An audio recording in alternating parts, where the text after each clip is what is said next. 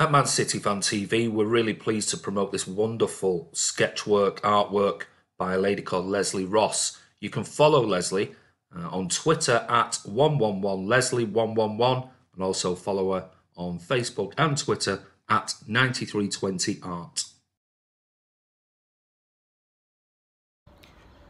Hi guys, it's Ray here from Man City Fan TV. Beautiful morning, Saturday morning here just outside Paris.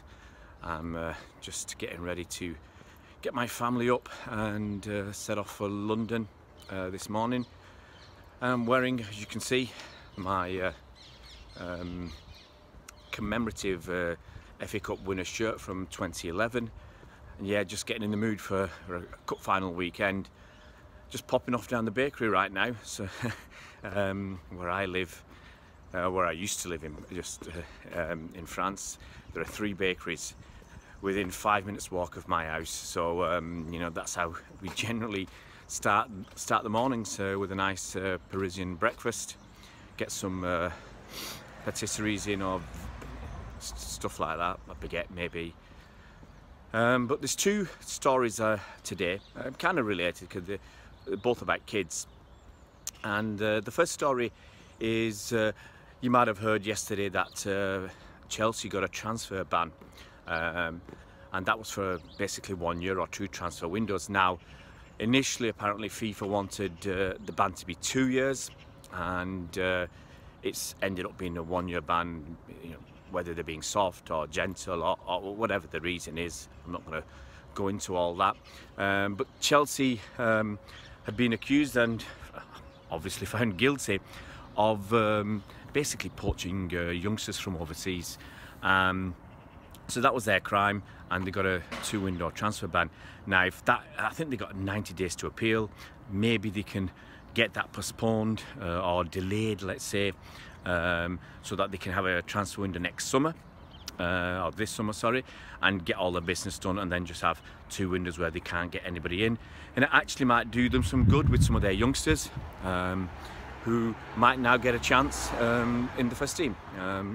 So that'd be quite interesting. But where it affects City is City were also up before some sort of tribunal or whatever it was, and FIFA were looking for a 1-year transfer ban for City, so that's 2 transfer windows. Now, it could be argued that Chelsea's crimes, so to speak, were far more significant. I think they were apparently accused and found guilty of a lot more than City. So, you know, you could say, if you look at Chelsea getting their ban reduced from 2 years to 1 year, could it be possible that City get a ban reduced from 1 year to 6 months, or just basically 1 transfer window? I mean, don't really know. I mean, you know, people, it's just conjecture right now. People are just guessing what might happen, because quite honestly, we don't know. I mean, once again, if City do get for argument's sake, a 2-window transfer ban, maybe that can be delayed until after the summer. We get our business done, and then okay, we can't do transfers for 2 windows or for 1 season. That really only would affect us next summer. But you'd like to think that if we do get the opportunity to make transfers this summer, we do what we need. You know, we get a defensive midfielder in, we get another striker in, maybe a centre back, or we promote Eric Garcia, and we've got enough kids that are decent coming through. Maybe in attacking midfield, Foden gets more of an opportunity. Maybe we buy another attacking midfielder. I really don't know. But if there is an issue with a transfer ban looming, I think we can postpone it, get some business done this summer, and just move on in a position of strength. But it is always a risk.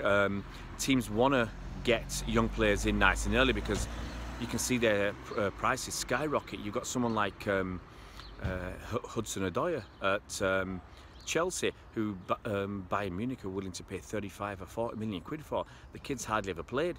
You know, he's hardly played much first team football. So kids who've not even played, not made a mark, not even a dent in first team football, are going for up to 40 million quid. Look at Jadon Sancho, you know, not played in the Premier League for City, and he went for about 10 million quid. Look at Rabbi Matondo, he's gone for something similar, and he's not even got anywhere near playing for the first team. So these kids these days are going for astronomical sums, and clubs just want to get them in nice and early so that they don't have to pay these huge fees. And if they do end up losing them, like we did with Matondo, like we did with Sancho, we still get decent money on them, and we're making a profit. And as I said, as we've said in many videos, that's how Chelsea do it. That's their business model. And it's City's business model too. So fingers crossed we don't get a ban. You know, it always seems the knives are right for City. Let's just pop into the bakery because better get my shopping done before I do the second part of this video. Hi guys, back again. Had to stop filming to count out my money to pay for my goodies. Anyway, so the second story, excuse me, second story concerns Der Spiegel and Footy Leaks and Jadon Sancho. Now it's been reported by Der Spiegel, and if you remember, they had the big expose on City a few months back. I mean, some people want to discredit them because the alleged emails were hacked, stolen, taken without permission, and subsequently a different Der Spiegel reporter got busted for making up stories in America. So, you know, they lost a little bit of credibility there, but, you know, let's just take them for what they are right now. They're stolen emails. Now, this is a report about Jadon Sancho's agent and City offering inducements or payments to him and Jadon Sancho's family when Jadon Sancho was too young to have these inducements and payments to family. And the agent, I think you have to be in your 16th year for the agent to get money. I think Jadon Sancho was 15. And there was this talk of a £200,000, I believe, fee paid to the agent for scouting work done in, I think it was in South America. Now, as I said, we don't know the legitimacy of this story. It's all come from leaked emails, and City's response has been quite clear, quite unequivocal, very similar to what they did last time when the Der Spiegel story broke from Footy Leaks. And City have basically said they're not going to comment on these stories, which, excuse me, are clearly an attempt to discredit the club. So, you know, the club aren't commenting, and so people, once again, it's down to speculation. You know, have City done something wrong? Will we be punished? It's very interesting that in these alleged emails that were leaked, that City lawyers have said changed something from a draft. There's a draft letter going out, and City lawyers have apparently said we need to change the wording here because otherwise it could be considered an inducement, which is not allowed. So at least they are saying that, you know, if you do you can't do something wrong because it's not allowed. So you've got to follow the rules. So once again, it's murky waters. We don't really know. Obviously, we're not legal experts. We can't tell you what's right or wrong. We're just telling you what's out there right now and how it concerns City. But I think one of the good things for City right now is we've got generally a very, very young squad. You know, we've got players like Phil Foden. Obviously, he's fingers crossed coming. He'll be, get more games next season. He's 18. We've got people like Raheem, who's about to just turned 24, I believe. We've got Sane, who's young. Jesus is young. Edison's young. Muric, if he stays on as second goalie next season, he's young. Stones is young. Garcia should be coming through in defence. Laporte's young enough. Walker's not too old. Zinchenko stays, he's there. Mendy's only going to be 25, I think, in the summer.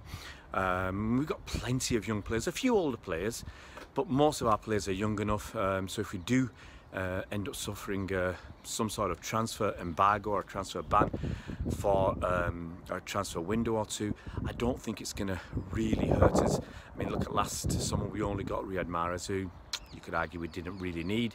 And we've not done too badly this season with what we had at the end of last season. So I'm not going to worry overly too much about any risk of a transfer ban.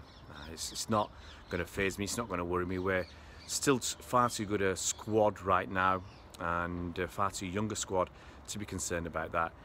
Anyway, guys, got me goodies, nip back inside, have something to eat, and then try and get on the road up to London. And if you're around tomorrow at the Carabao Cup final at Wembley, just come up and chat with Andy and myself. We'll be there probably bright and early, 12 o'clock, 1 o'clock. I think we'll be on Wembley way.